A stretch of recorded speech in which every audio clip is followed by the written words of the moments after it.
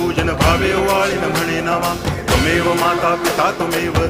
बंधुश्च सखा त्वमेव विद्या तरुणं त्वमेव सर्वं मम देव कायेन वाचा मनसेन्द्रियैर्वा बुद्ध्यात्मना वा प्रकृति स्वभावात् करोमि यद्यत् सकलं परस्मै नारायणायति समर्पयामि अच्युतं केशवं रामनारायणं कृष्णदामोदरं वासुदेवं हरि गिरिधरं माधवं गोपिकावल्लभं जानकीनायकं रामचन्द्रं भजे हरे राम